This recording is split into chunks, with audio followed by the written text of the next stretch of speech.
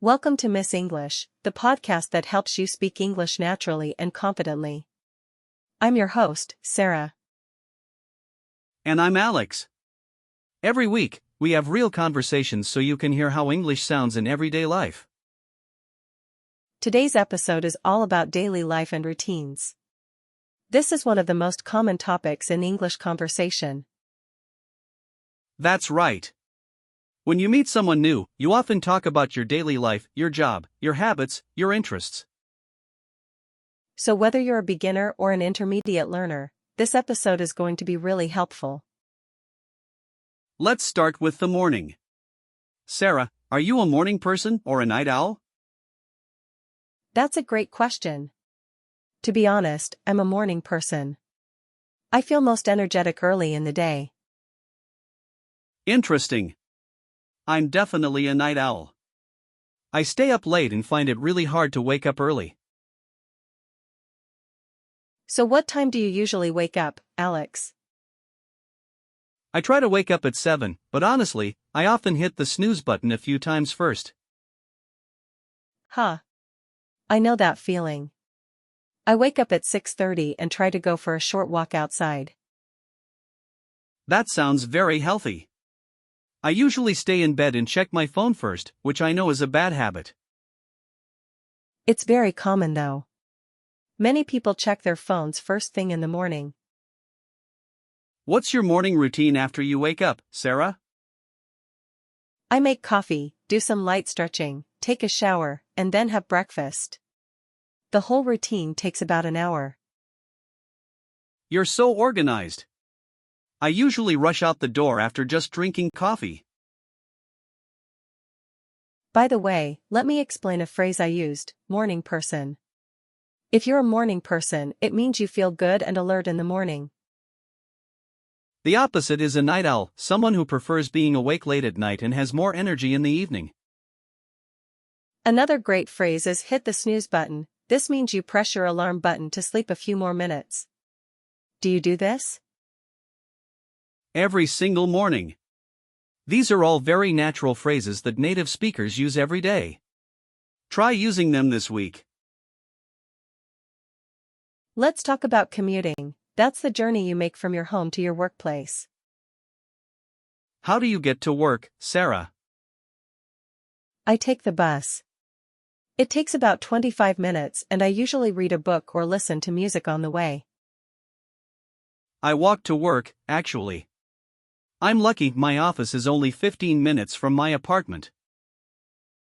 Oh, that's wonderful. Walking is so good for your health and your mind. Do you enjoy it? I love it. It helps me clear my mind and get ready for the day.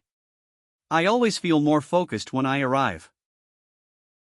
For listeners who drive to work, there's a useful phrase, stuck in traffic. It means there are so many cars that you can't move quickly.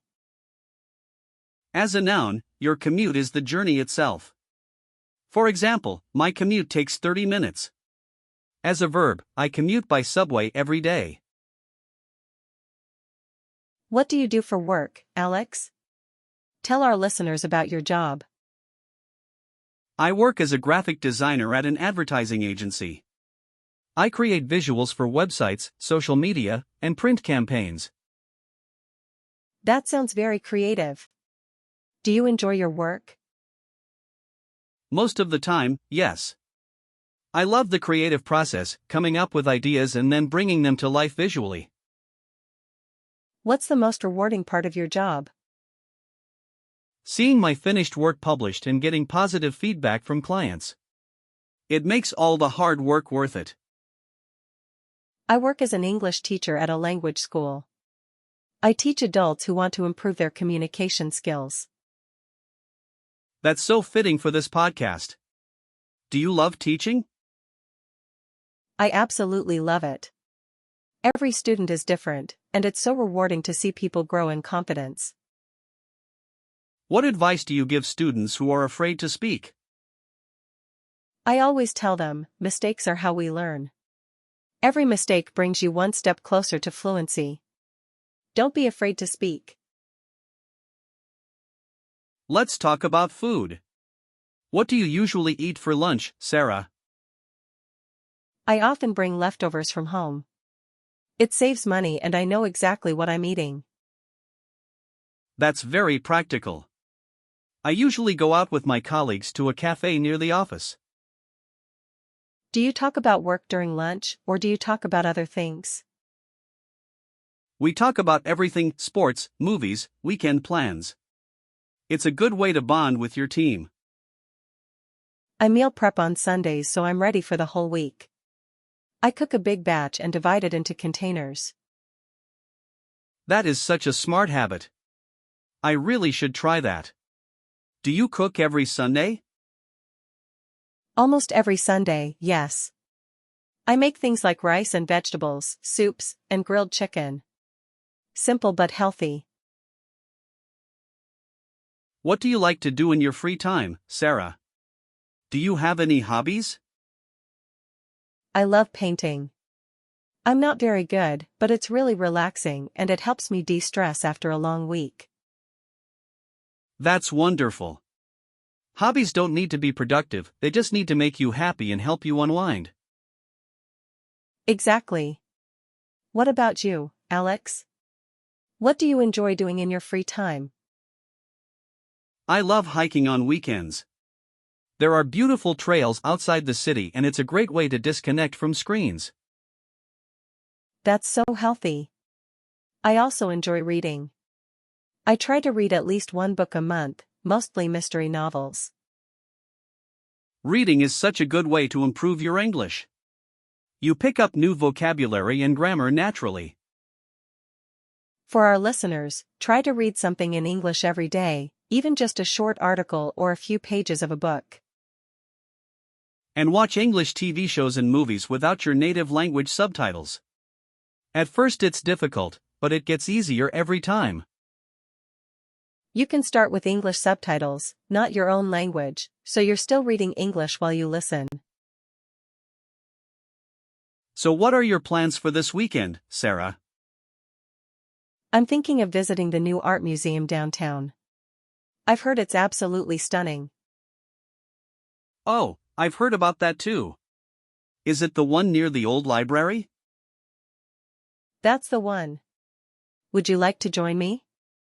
It could be a lot of fun. I'd love to. What time are you planning to go? How about Saturday morning? We could grab coffee on the way and make a day of it. Sounds perfect. Let's meet at the cafe on Main Street at 10 o'clock. Great. I'm really looking forward to it. I haven't been to a museum in ages. Me too. And after the museum, we could find a nice restaurant for lunch. The more the merrier.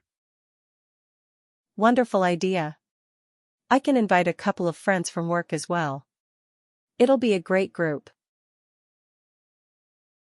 We're coming to the end of today's episode. What a fantastic conversation, Sarah. It really was. I hope our listeners learned a lot from today's natural conversation. Today we learned morning person, night owl, commute, rewarding, fluency, de-stress, and looking forward to. Try using at least 3 of these phrases in a conversation this week. Practice makes perfect.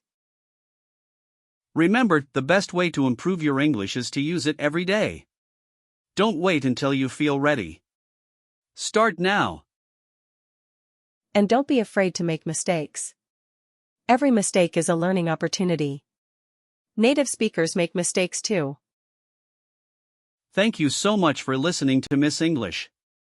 Please subscribe and leave us a review if you enjoyed this episode.